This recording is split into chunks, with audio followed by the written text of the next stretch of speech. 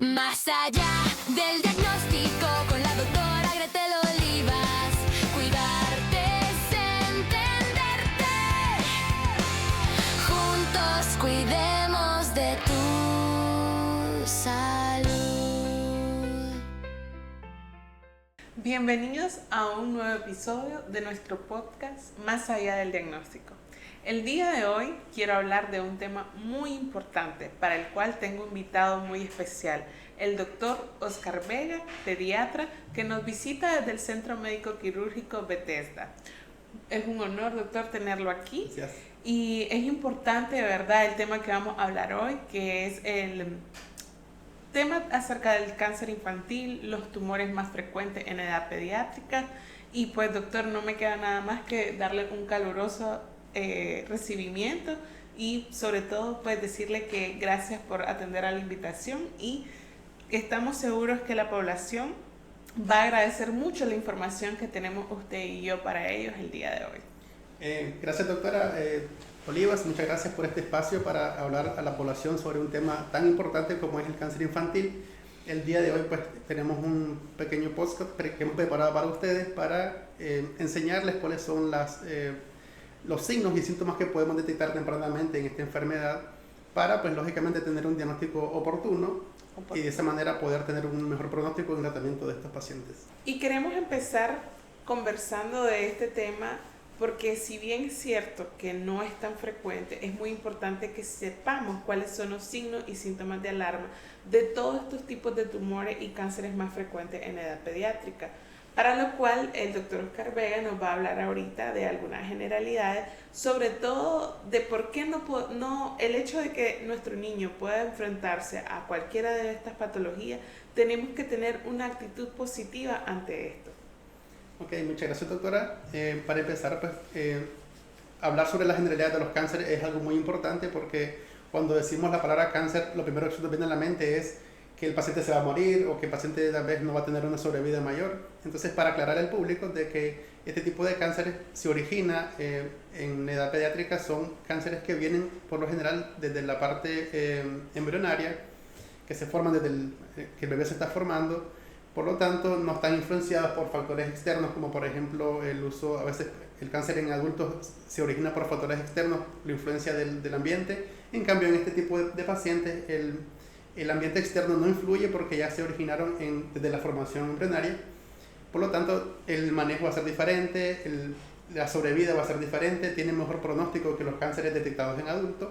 Sí. Entonces, para que la población entienda de que cuando hablamos de cáncer infantil, no es que el paciente se va a morir porque tiene una buena sobrevida si detectamos a tiempo este cáncer. O sea, aquí el mensaje sería de que detectemos a tiempo el problema para tratarlo a tiempo y tener un mejor pronóstico de vida en estos pacientes.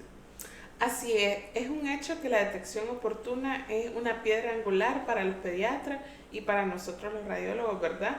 Saber que un niño llegó oportunamente por un adecuado examen físico, una adecuada anamnesis de su pediatra y por eso pudimos diagnosticarlo en etapas muy tempranas, eso asegura un final exitoso y un tratamiento que va a ser totalmente oportuno. En este caso, doctor Oscar Vega, sabemos que las leucemias son bastante frecuentes y sobre todo pues algunas mamás lo asocian a que el niño en algún momento se va a morir y sabemos que actualmente, hoy en día, si comparamos la década de los 70 a la actualidad, sabemos que hay muchos avances en el tratamiento, en el diagnóstico que nos han creado la oportunidad de hacer que la mayoría de estos niños vivan, doctor. Y es importante que ellas sepan cuáles serían los síntomas y los signos de alarma ante una de estas patologías para que ellas puedan llevarlo oportunamente a donde su pediatra. Exactamente. Hablar de cáncer infantil, sobre todo el tema que se nos viene a la mente es la leucemia, que es el cáncer más frecuente en pediatría. De hecho, se menciona que es del 28 al 30% de incidencia en estos pacientes, o sea que es el más frecuente, pero tiene sus propias particularidades que vamos a entrar a hablar ahorita. Por ejemplo, ¿qué es el cáncer? ¿Qué es la leucemia? La leucemia no es más que un crecimiento descontrolado de las células sanguíneas, en este caso son células nuevas de los linfocitos que se proliferan y se ponen, o sea, al crecer demasiado, ellas desplazan las demás células del sistema sanguíneo y hacen que infiltran todo el hueso de tal forma que no hay espacio para las otras líneas de sangre que se producen en el hueso. Por lo tanto, crea un ambiente en donde se afectan también las otras líneas de la sanguínea pues, en el paciente, causando, por ejemplo, también trastornos a nivel de la coagulación. El paciente puede tener morados en la piel, puede también presentar fiebre persistente, más propenso a infecciones, y también hay alteraciones en cuanto a la parte, o sea, todo el sistema inmune está comprometido en este paciente, lo que lo predispone a infecciones más frecuentes y muerte, pues incluso por esa causa.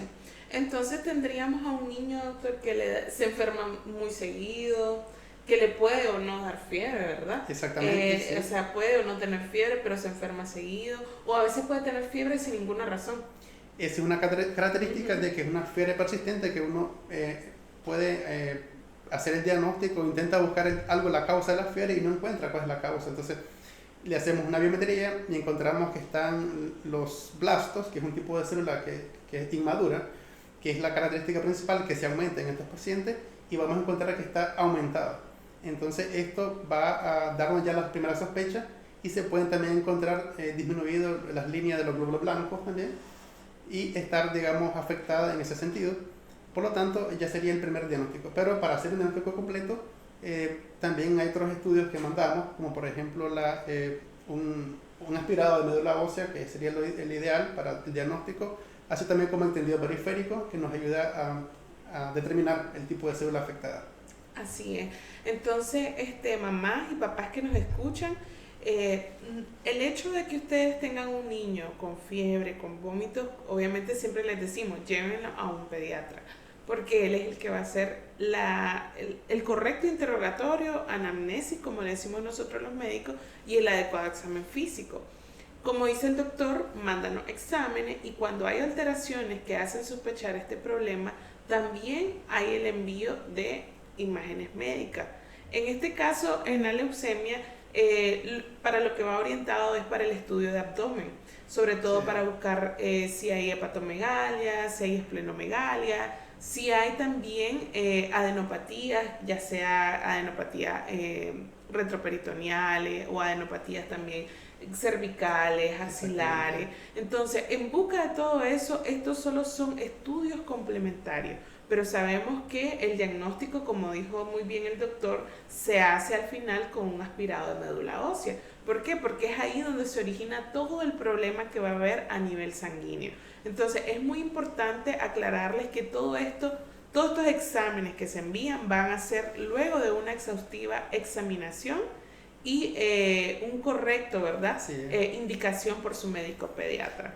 De hecho, nosotros, ya lo decía, la adenopatía es una causa muy frecuente, o sea, que presentan estos pacientes. Casi tocas una masa que tiene allí, entonces y más fiebre, más un blasto aumentado en la biometría, eso ya te hace sospechar altamente el diagnóstico de leucemia. Entonces, sí, como decía el autor, enviamos ultrasonido para complementar el diagnóstico, y vamos a observar, lógicamente, aumentado el hígado, aumentado el vaso, porque son órganos linfoides, donde también se produce lo que es glóbulos, o sea, se produce también ahí, participan de lo que es la linfopoiesis, y en este caso, hematopoiesis, perdón.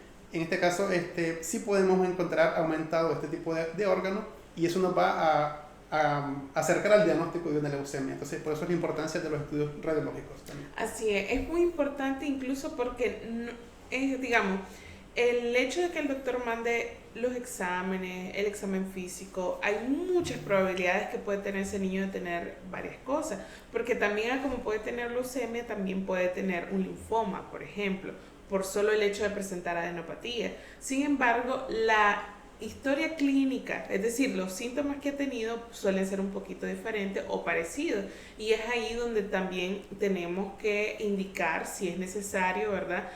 Otra biopsia específica, ¿verdad? Para ya sea extraer el ganglio y hacerle un estudio al ganglio, porque son cosas distintas, ¿verdad? Una cosa es que tengamos una leucemia, que algo que está afectando meramente, como decía el doctor, a la célula sanguínea, y otra que tengamos un linfoma, que algo que está afectando, algo maligno que está afectando meramente el sistema linfático. Sin embargo, en las dos podemos tener adenopatías, que son ganglios aumentados de tamaño, ya sea en el cuello, en la axila, en la ingle, porque algo muy importante aclararles que nosotros tenemos un sistema linfático y que el ganglio linfático es parte de ese sistema. Sin embargo, puede estar de tamaño normal o de tamaño aumentado, y las características que tenga ese ganglio, en este caso por ultrasonido, que es lo que más mandamos para estudiar ganglios linfáticos, entonces las características anormales que tenga por ultrasonido es lo que nos va a llevar a sospechar algo maligno. Sin embargo, todo lo acompañamos de los exámenes complementarios de laboratorio que el doctor ya mencionó y de la historia clínica. Muy importante, las tres cosas hacen un conjunto para nosotros dar un diagnóstico en específico. Como mencionaba, el linfoma, entonces tenemos dos tipos de linfoma, el linfoma no Hodgkin y el linfoma Hodgkin. Bueno, las diferencias pues son particulares en cuanto al tipo de célula sanguínea que está afectada, y también encontramos en un examen que en el caso de los linfomas hay células gigantes que se encuentran, que va a ser la diferencia entre un linfoma Hodgkin y no Hodgkin. Y también va a ser la parte de la agresividad del cáncer, pues va a ser lógicamente más agresivo un linfoma no Hodgkin, y crece de manera más desorganizada, más agresiva. Entonces sí es mucho más peligroso o más grave tener un linfoma de ese tipo comparado con el linfoma Hodgkin. Entonces, como dato pues importante que tenemos que conocer a la hora del diagnóstico y tratamiento de esta patología. Así es. Y aparte de eso, doctora, es muy importante, pienso, digamos, las mamás a veces creen que todo dolorcito de cabeza puede ser algo malo. Bueno, yo soy mamá ahora, y yo cada vez que yo veo a mi niña con algún tipo de dolor o algún malestar, nos alarma, ¿verdad? Pero sabemos que también en edad pediátrica pueden haber tumores cerebrales, y pueden haber tanto gliomas como neuroblastomas, que es uno de los más frecuentes, ¿verdad?, en edad pediátrica. Pero ¿cuáles serían esos síntomas que a usted sí lo llevarían a sospechar que ese niño tiene algo maligno, que está sospechando que algo no anda bien en su cerebrito, o aquellos síntomas que no nos deberían de alarmar y que los podemos confundir con algo que estaría afectando el sistema nervioso de nuestro niño? Te entiendo la preocupación, porque yo también soy padre de una niña de 18 meses, hermosa niña, que yo tampoco, al tener un problema mi niña, yo igual me desespero, como también las mamás que nos observan. Entonces también soy médico, pero también me da ese nerviosismo de padre, porque eso no lo podemos cambiar, ¿verdad? Sí. Y entonces sí te entiendo por esa vía, pero también es importante saber de que como médico que soy y como padre, yo conozco, digamos, ciertos síntomas y signos que el paciente puede tener, y me tranquiliza. Yo sé, no me explico cómo los padres que nos observan pues tienen esa angustia al no saber, ¿verdad? Yo los entiendo perfectamente, pero entonces, ¿qué síntomas nos pueden, digamos, alertar, ¿verdad? Por ejemplo, son síntomas, el dolor de cabeza es un tipo de síntoma que es muy frecuente, pero también muy inespecífico. Pero sí puede haber dolor de cabeza, pero también hay muchas causas de dolor de cabeza. Puede tener un problema de la vista te puede dar dolor de cabeza. Significa que el hecho que lo tenga el dolor de cabeza no es para alarmarnos, pero sí para buscar atención médica, porque también puede ser por otras causas. Sin embargo, síntomas ya más específicos, por ejemplo, como convulsiones, tener, por ejemplo, visión doble, o tener inestabilidad al caminar, o tener síntomas de incoordinación al momento de deambular, eso también puede alertarnos. O también a veces hay problemas a nivel en la vista, que podemos tener dificultades para coordinar, y eso puede tener también, ser un indicativo para tener sospechas de un problema maligno, en este caso el retinoblastoma, o otro problema también, tumores del cerebro, que nos pueden aumentar lo que es. O sea, imaginemos que tenemos una masa creciendo dentro de nuestra cabeza. Entonces, ¿eso qué va a causar? Va a causar un aumento de la presión intracraneal, por lo tanto, va a protruir ciertas estructuras, en el caso de los ojos, pueden protruir hacia afuera, porque también incluso al crecer un tumor dentro del cerebro, aumenta, o sea, comprime los conductos naturales de salida y puede causar hidrocefalia, o sea, un aumento del perímetro de la cabeza, y también eso puede ser un indicativo para sospechar una masa creciendo dentro del cerebro. Así es, muy importante porque como ya dijo el doctor, no todo dolor de cabeza es que significa que el niño puede tener un tumor. Sin embargo, doctor, cuando la cefalea es persistente, ¿por más de cuánto tiempo sí nos debería de llamar la atención? Sí, ok.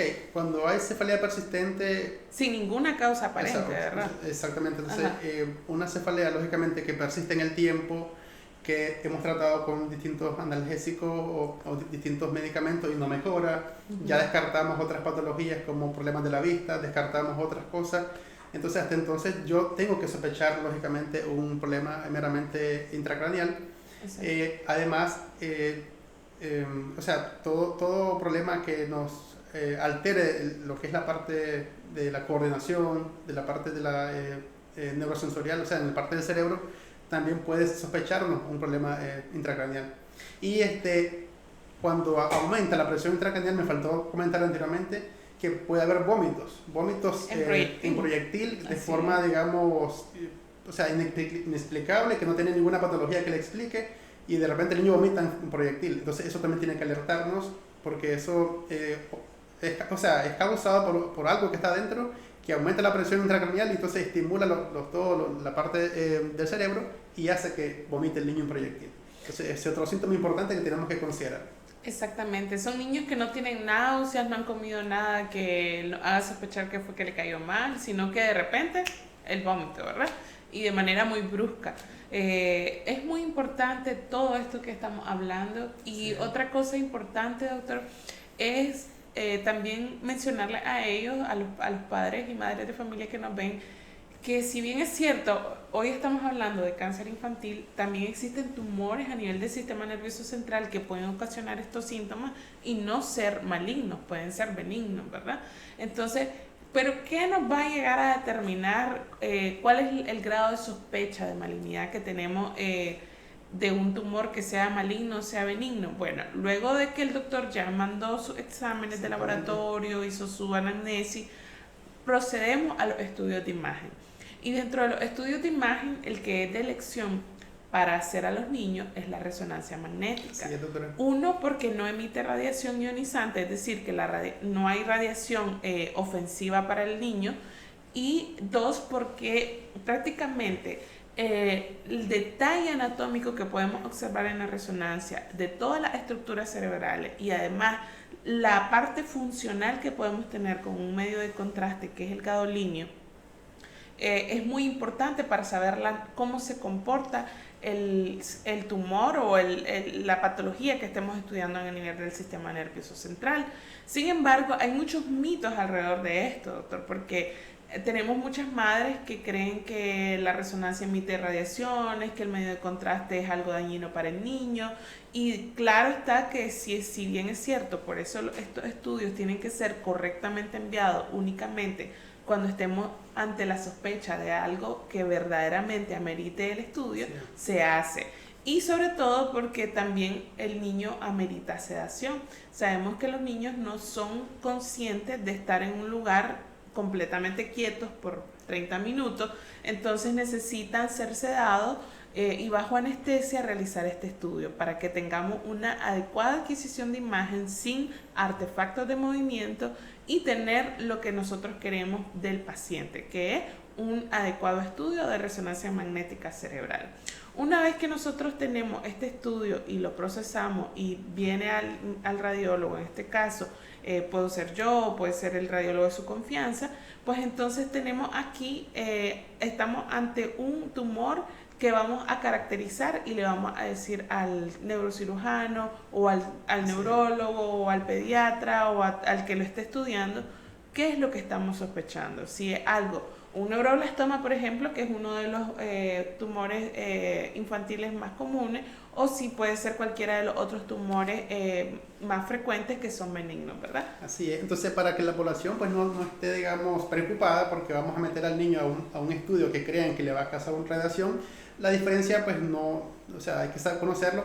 Una resonancia magnética lo que hace ese gran aparato que observamos allí, lo que es un gran imán prácticamente, que lo que hace es ordenar nuestros átomos en una forma tal que podamos observarlo y no emite ninguna radiación. Contrario a lo que sí es la tomografía, que sí es un estudio altamente que emite radiación, pero pues por eso es, como dice la autora, se envía lo que es la resonancia magnética, que define una precisión casi como que estemos viendo una fotografía del tumor. Entonces es mucho más factible para no emitir radiación al paciente, y también va a ser más factible para tener un mejor diagnóstico a la hora de observar esa imagen más nítida, y que nos va a permitir la diferencia entre tumores sólidos o quísticos, y entonces eso va a ser va a ser mejor lógicamente el estudio de resonancia.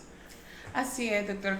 Y como le decía, es muy frecuente ver, ¿verdad?, que las mamás se preocupan por cualquier anormalidad que tengamos de nuestro niño, ¿verdad? Pero a mí se me viene a mi mente, doctor, un caso que tuve allá por el 2021. Recuerdo muy bien ese caso porque me encontraba en un turno nocturno, y recuerdo que la mamá llegó al servicio de emergencia y, bueno, de emergencia me la mandaron a mí para hacerle un ultrasonido, y resulta que el motivo de consulta era que ese día la mamá había notado un bulto en el abdomen de su niña mientras la estaba bañando. A mí me llamó la atención porque, digo yo, o sea, en el momento yo dije, ¿será que no la baña ella todos los días? Pero quizás porque trabaja o algo por el estilo. Pero ese día ella notó que su niña tenía algo anormal en el lado derecho del abdomen de la niña, en el cuadrante superior derecho del abdomen de la niña. Y me dice, mire, yo la traje porque tenía este bulto, yo no se lo había visto antes. Y obviamente cuando hacen en primera instancia, y ella se quejaba de dolor, pero muy esporádicamente, o sea, sí, es como, mamá, me duele la pancita, pero era como hoy un sí, ya 3 días no, otra vez, era como muy intermitente el dolor, y era leve, no era algo que era severo. Sin embargo, a la mamá le llamó la atención que tuviera la masa que era palpable a nivel del cuadrante superior derecho del abdomen, y entonces por eso fue que lo llevó al hospital. Cuando yo comienzo a hacer el rastreo de esa niña, porque me acuerdo muy bien, tenía 3 añitos, yo comienzo a observar, y lo primero que observo es una gran masa gigante, sí, o sea, no era algo pequeño, era una masa gigante. Y en este caso, a mí lo que me llamó la atención es que la niña pues no sentía dolor, no sentía ningún malestar, y obviamente pues empecé a observar que venía del riñón derecho de la niña. Y eso me llevó a pensar que fuera uno de los tumores más frecuentes, que es el tumor de Wilms, doctor. Y realmente pues ese caso, yo recuerdo muy bien la cara de la niña, era una niña preciosa de 3 años. No pude dejar de sentirme conmovida por ese caso, porque si bien es cierto que es un tumor que ahora con todas las técnicas, ¿verdad?, de tratamiento que hay, quirúrgicas, y además de eso, de las terapias oncológicas que existen, la niña pues tenía una buena esperanza de vida, no dejó de conmoverme el hecho de por todo lo que iba a pasar. Pero es importante que este caso le sirva a las mamás para que sepan que tenemos que ser más acuciosas y más observadoras, o sea, digamos, no esperar a ver un gran bulto, sino que cuando estemos cambiando a nuestros niños, palpemos, toquemos ese abdomen, y nosotros estemos atentas ante cualquier anormalidad, porque esperar a que crezca una masa de más de 5 o 8 centímetros, ya sinceramente pues es un poquito más complicado para el niño, sobre todo para su tratamiento. Entonces es importante, doctor, que tal vez usted nos hablara un poquito de este tipo de tumor que también es frecuente en la edad pediátrica. Sí, bueno, el tumor de Wilms también es un tumor, o sea, que afecta mucho la edad pediátrica, como usted decía. Una parte que usted mencionaba que quiero retomarla es que El paciente pediátrico pues es un paciente que no, o sea, un niño pues no va a decir tengo una masa aquí. Entonces la responsabilidad recae sobre nosotros como padres, pues lógicamente tenemos que conocer a nuestro paciente, a nuestro hijo, tocarle su pancita, eso es importantísimo. Todo lo que vemos anormal tenemos que saber que es algo que no estaba ahí antes y que tenemos que lógicamente darle seguimiento. Entonces el cáncer, el tumor de Wynn es un tipo de cáncer en edad pediátrica muy frecuente, es el tipo de cáncer más frecuente en el riñón en pacientes pediátricos, representa aproximadamente entre el 5 y el 6% de todos los cánceres. Y ¿cómo vamos a detectar o sospechar este tipo de cáncer? Entonces el paciente es un niño entre 2 a 5 años, frecuentemente niños de esa edad, es raro verlo en adolescente. Y también podemos también observar hematuria, o sea, es decir, presencia de sangre en la orina, ya sea de forma microscópica o macroscópica.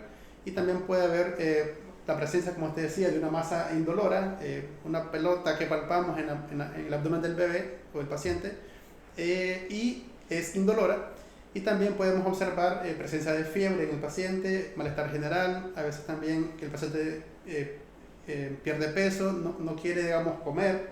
Es un tipo de síntomas que podemos observar, que son síntomas inespecíficos, pero que nos orientan hacia la sospecha de una enfermedad como tal. Y también puede ver también a la hora de tomar presión arterial, podemos encontrar aumento de la presión, una hipertensión arterial que también provoca, porque es un tumor renal. Y este tumor puede ser tanto unilateral, ya sea en un riñón o en ambos riñones. Así es. Y muy importante eso de la hematuria, porque, bueno, nosotros sabemos que microscópica y macroscópica, cuál es la diferencia, pero para ustedes, mamás, una hematuria macroscópica es cuando nosotros podemos ver que la orina sí tiene sangre, es decir, que cambia de ser amarillita a ser un poquito como anaranjada, ¿verdad? Porque ya no solo hay orina, sino que también hay sangre. Y cuando el doctor se refiere a una hematuria microscópica es que solo la vamos a ver haciéndole un examen de orina y la va a ver el bioanalista al microscopio. Entonces es muy importante que sepan que aunque ustedes no vean la sangre que sale, ¿verdad? Por decir así, meramente como una gota de sangre, es importante que ustedes sepan que a veces puede verse solo al microscopio en esa muestra de orina.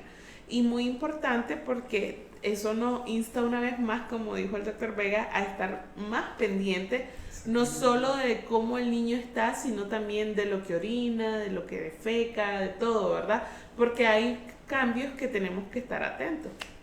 Exactamente, entonces, como decía la autora, nosotros somos los responsables de la salud de nuestro niño y conocemos, o sea, por lo general un padre conoce cómo su bebé defeca, la característica, y de tal forma que si algún día nota algo diferente, inmediatamente se alarma. O sea, así me pasa a mí con mi hija, así le pasa a usted con el suyo. Sí. Y entonces todos conocemos la característica de nuestro paciente, de nuestro niño, o sea, tenemos que diferenciar esas anomalías que observamos a lo largo del tiempo, y entonces tiene que alertarnos. Pues. O sea, ese es el mensaje para esta enseñanza del día de hoy. Así es, y no solo pues decirles que en este caso nos quedamos con el caso que le comentaba de la niña de 3 años, doctor, no solo nos quedamos con el ultrasonido, obviamente para saber la extensión mandamos la tomografía en esa ocasión, y esa es otra cosa importante y un mito que quiero aclararle a las pacientes, ¿verdad? A las madres y padres de familia, que las tomografías, si bien es cierto que emiten radiaciones, muchas veces tenemos que valorar el beneficio-riesgo que vamos a tener con el niño.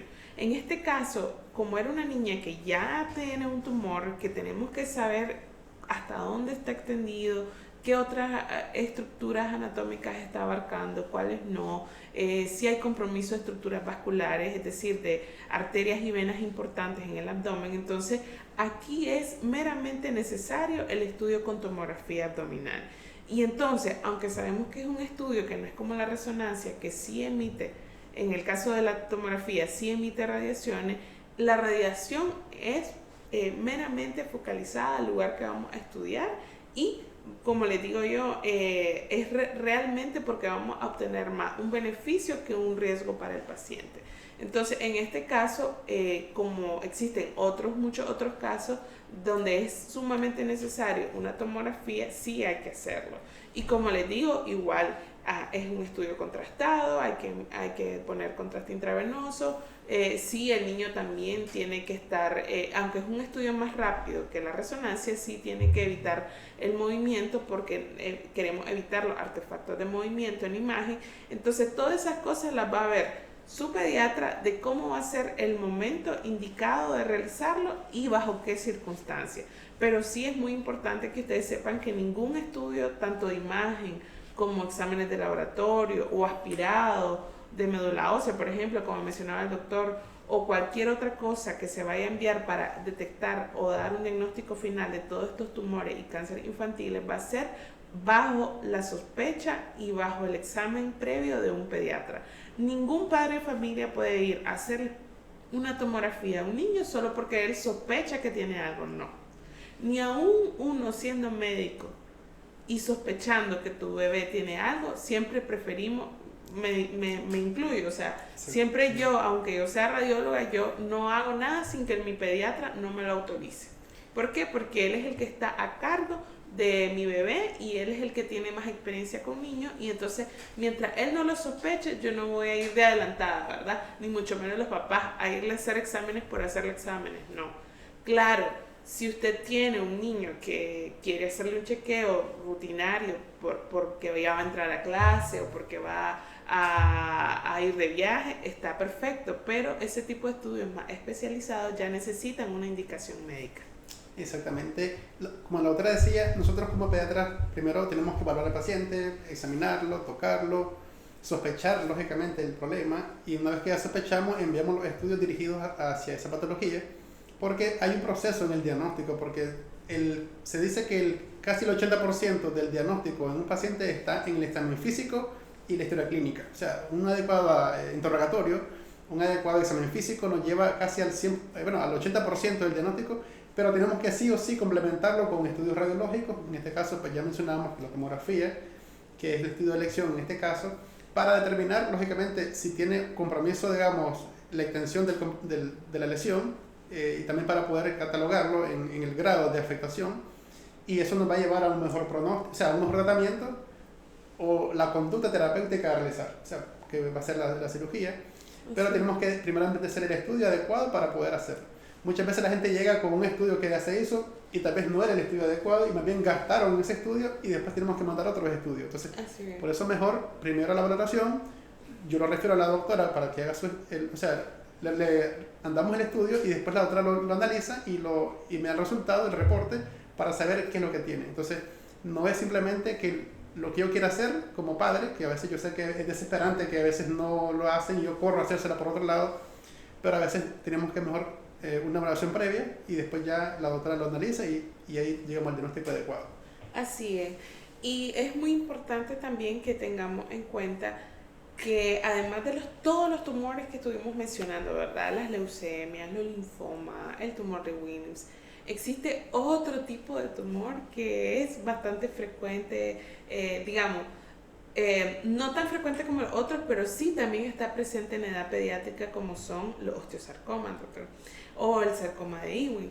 Entonces, porque yo he tenido muchas mamás que me preguntan, doctora, ¿será normal que le duela la rodillita a mi niño, le duela la pantorrillita, dice, todas las noches, que además es eso por el crecimiento, no es por el crecimiento? Entonces, doctor, viene a mí como mamá, ¿verdad? Me surgiría a mí una pregunta: ¿cuándo yo puedo creer que ese dolor que tiene mi bebé en las extremidades, ya sean inferiores o superiores, son por el crecimiento? ¿Y cuándo realmente puedo sospechar que es por un osteosarcoma o una enfermedad maligna en los huesos?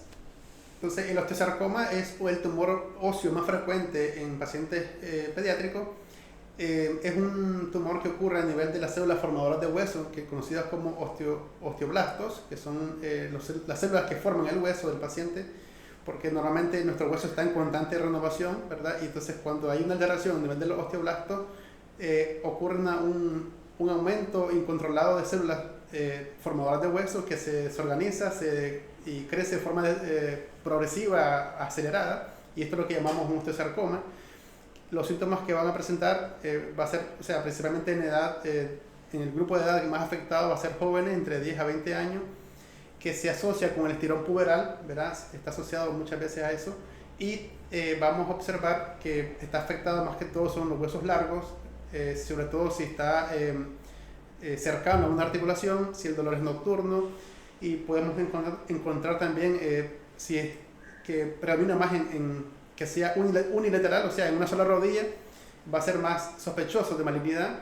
Y sobre todo también si encontramos fracturas patológicas, que le llamamos nosotros, es decir, que el paciente tal vez iba caminando y de repente se fracturó de la nada, prácticamente sin hacer algún esfuerzo excesivo. Entonces esto tiene que sospechar una fractura a nivel del hueso y por lo tanto hacer estudios que nos van a llevar al diagnóstico como tal.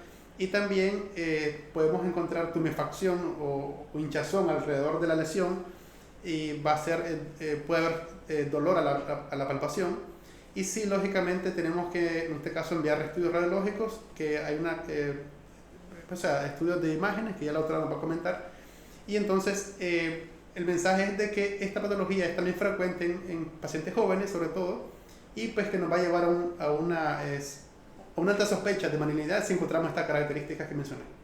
Así es, tenemos que estar muy atentas como mamás, como papás, si comenzamos a observar alguna deformidad en alguno de los miembros, ¿verdad? Sobre todo si son cercanos a las articulaciones, ya sea cercano a la articulación del hombro, cercano a la articulación de la rodillita. ¿Por qué? Porque esas deformidades no son normales.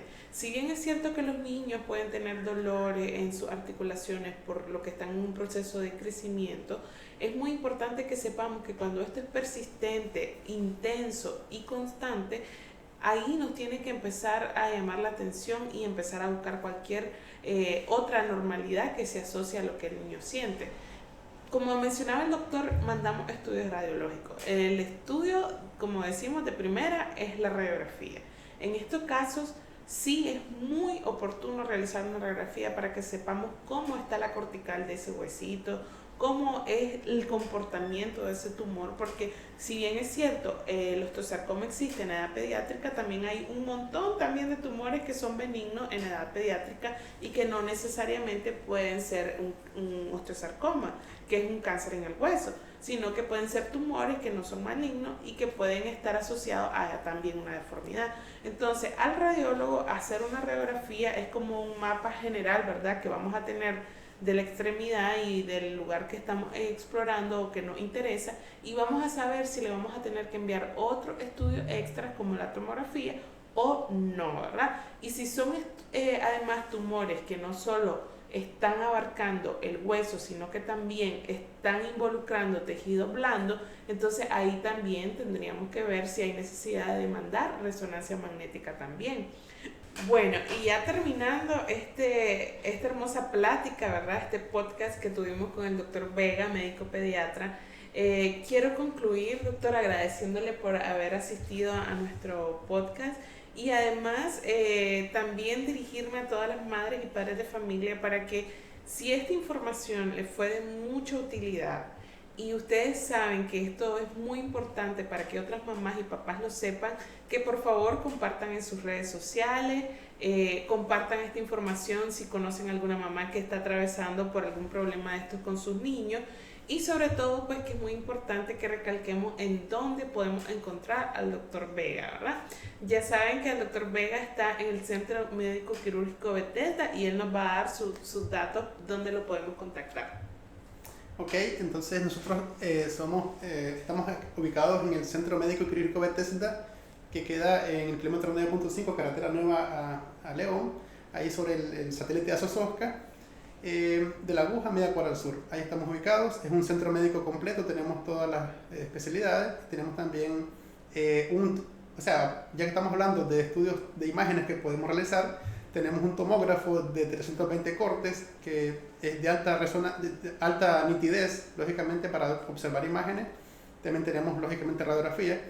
Pero los esperamos, pues, si tienen alguna duda de su paciente, si tienen alguna sospecha de algo, lo que hemos mencionado, también tenemos ahí la atención pediátrica por mi parte y podemos determinar el diagnóstico de este paciente para, como decíamos, tener un diagnóstico oportuno para mejorar la sobrevida del paciente. Podemos puede consultar las redes sociales del Centro Médico Quirúrgico Bethesda. ¿Verdad? Estamos en Instagram, estamos en Facebook, nos pueden encontrar como Centro Médico Quirúrgico Bethesda. Entonces también puede contactarnos a los teléfonos 8221-1266, que es mi teléfono personal, o al teléfono 7839-4238, que es de la clínica, y ahí puede consultar los precios, las citas o agendas de algún estudio, una consulta pediátrica, para que nos encuentre por ahí. Estamos para atenderles en todo lo que usted necesite. Lógicamente el apoyo de imágenes con la doctora sería de mucha utilidad para poder determinar el diagnóstico, porque si bien es cierto que lo que es el interrogatorio, lo que es el examen físico, tiene alta sospecha del problema, necesitamos sí o sí un estudio de imágenes para que nos compruebe la sospecha que tenemos, y en este caso es el apoyo de la doctora que nos va a ayudar lógicamente a hacer un diagnóstico certero de lo que el paciente tiene. Entonces hay la importancia de este podcast, que le invitamos pues lógicamente para que continúe en la programación y nos pueda seguir en los próximos videos que se van a hacer, y pues agradecerle su participación, que nos vio todo el programa, y muchas gracias, doctora, por la invitación. Nosotros me queda nada más que agradecerle. Para un próximo video estamos aquí atentos en la próxima vez. A la orden, doctor, y ya sabe pues que lo estaremos invitando próximamente para cualquier otro tema que estemos interesados. Incluso si ustedes como papá están interesados en algún tema específico de la parte pediátrica e imagenológica, nos pueden decir cuál es el que les interesa en los comentarios, y nosotros con gusto grabaremos otro podcast informativo para ustedes. Bueno, nos despedimos. Chao. Gracias. Juntos cuidemos de tu salud.